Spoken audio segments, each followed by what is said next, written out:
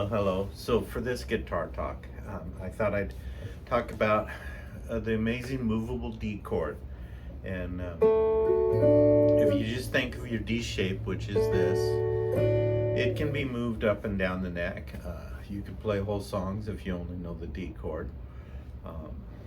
And how would we use it like that? And once you get comfortable playing around with that, then you can mix it in and do different things with it. So if we think of something in the key of D, and I talked about this before, right, where if this is your D chord and this, you'd go up to the 7th fret, and that's a G chord when you play it. Now obviously you don't want to hit all the strings when you move your D chord. You can down here, but when you come up here, you could still hit your open D, because that's your 4th string, because that's a note that's in your G chord when you play it down here, so that'd be okay. But when you get up to you go up 2 more frets to the 9th fret, and you get your A chord, you wouldn't really want to hit these open strings. It'd sound kind of clunky. And you could do, like if we think of an old hymn, the Rock of Ages, Rock of Ages, cleft for me, let me hide myself in thee, let the water and the blood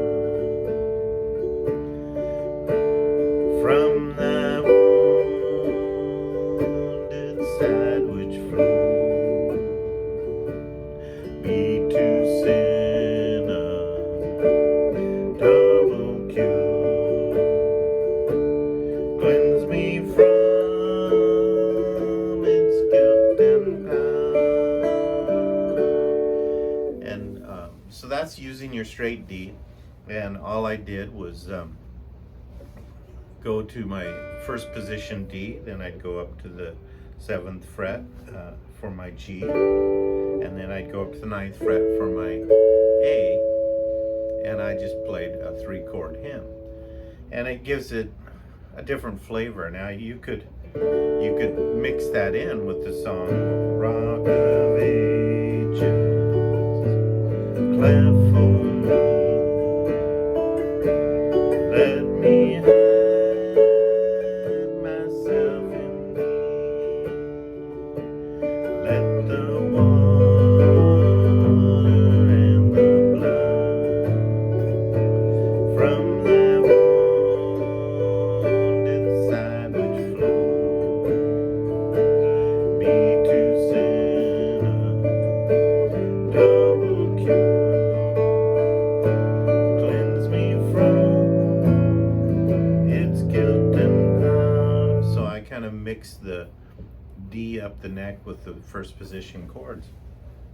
You can do a lot of things, and I'm trying to make that as simple as possible. And so play with it.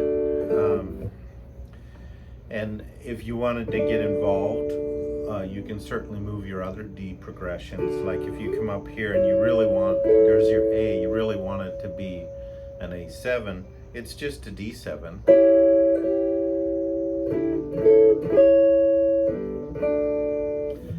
And you just have to experiment with it. And so that's what I'd like to encourage people to do. Now, if I want to do a song in the key of G, I would, here's my G. I could come clear up here to the 12th fret for a C. And then my D would be, can either be down here at the first position, or I could be up on the 14th fret. And play the G. If I wanted to play in the key of F, I'd go to the 5th fret with my D chord, and there I have an F chord. Of course, then you need a, excuse me, you need a B flat, which would be up here on, goodness, what is that? The 10th, and then your C is again on the 12th fret, and you're in the key of F. So you could learn where those chords are by just counting up the neck. D flat would be -1. You know, you go down a fret, and then D, and then you've got D sharp, E flat, same thing. Then you're up at E, and then F, and you just count your way up through the scale. You'll find uses in a lot of different keys to take and play with that movable D, which I will do a lot of times. I'm doing a song and the second verse I might play up here, or if I'm playing in the key of G, I might go to my D and finish with a high, and that's my finishing chord. And you know, get a song you're comfortable with and play around with the movable D. And then if you're capoing, it counts from the capo. So if you say, well, I'm playing G chords but I'm capo 3, then you're going to be up here at 7 for your alternate chord. And that's kind of how it works. You can use the D chord like notes.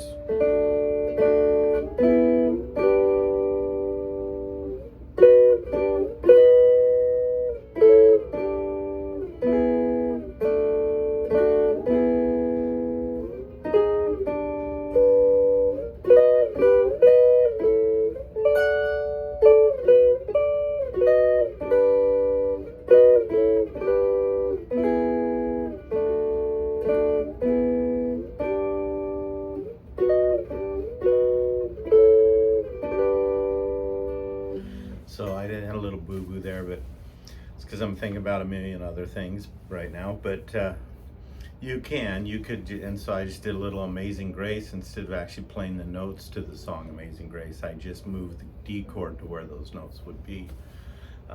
All different things you can play around with.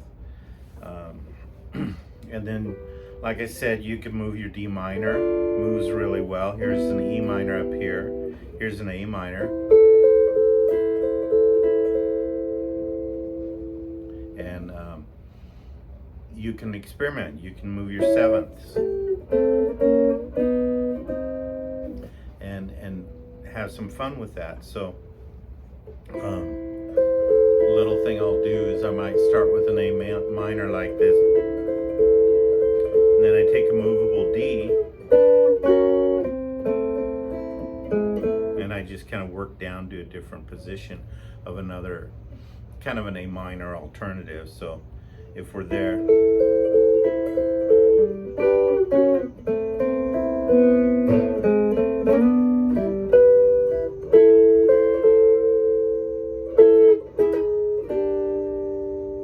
and you kind of have that simple 3-fingered chord shape that's movable and can sound good in different songs. And so I hope you kind of have fun with that. If I'm playing in the key of G, a lot of times I'll use a G7 to lead into a C chord, which kind of gives it some flavor. And then to the C. Now I can do that up here. Now I could do my C way up here. But I often use what would be called, I suppose, a movable A chord. So if I was doing a C to a D, I go, here's my G, my G7, and then I could play a C like this with a movable A chord. And back down to the first position, G.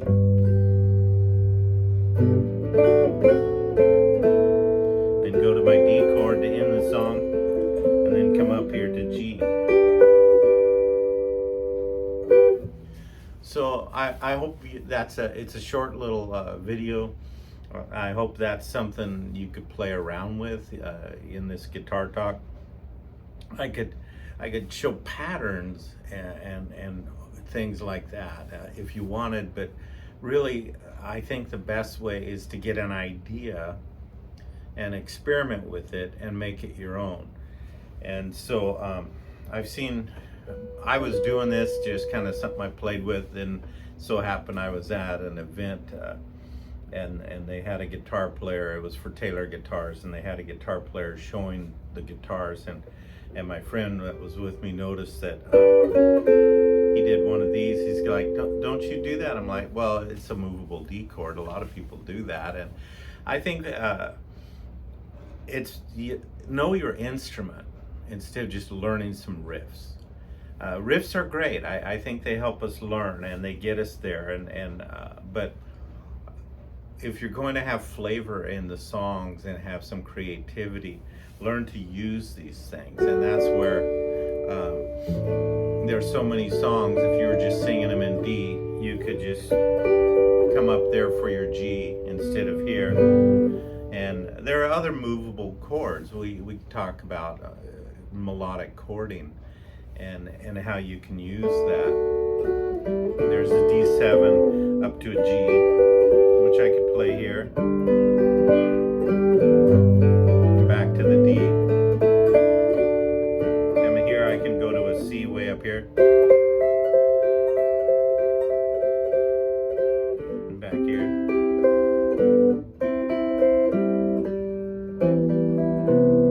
And just play with how the chords come together. And I can play my D up here with a movable A. So here's a G, and then a C, back to a D, a G, excuse me. Now I want to move my way up to an A. I could go lead into that A with an E.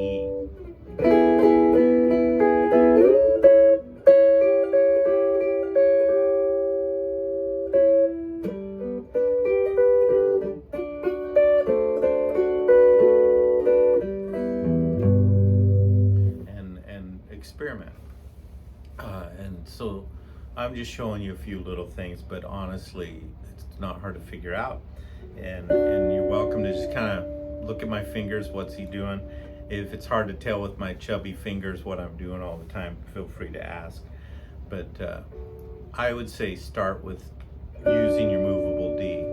And like I said, you could create a scale. There's your D. And so like Amazing Grace, that was D to E to G to B, back to G, and then up to B again, and then down to G.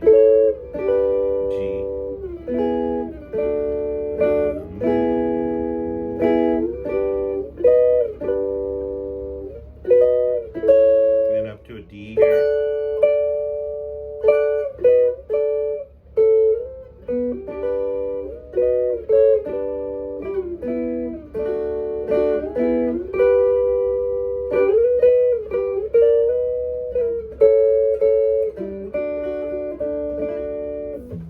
So, I ended that wrong. I'm thinking about the next thing I want to say, and I'm trying to play that, and usually when I play something like that, I don't talk. I just, same thing, I don't chew gum when I walk. I don't talk, I just focus on what I'm playing. I'm sure you could understand that. Well, that's enough for now. Lord bless you. Hope you enjoy this video. I didn't think it was a very polished one personally, but I don't have the inclination to work on it anymore. In terms of I don't want to edit and everything. I just want to put it out there straight and let you guys see it. And I don't mind if you hear some of my flubs and boo-boos, because I think mistakes are part of practice. And sometimes you find something out that works even when you make a mistake and you're like, hey, I didn't mean to, but that's pretty good. Sit with your instrument and experiment, and you'll be amazed at what you learn to do. Lord bless you.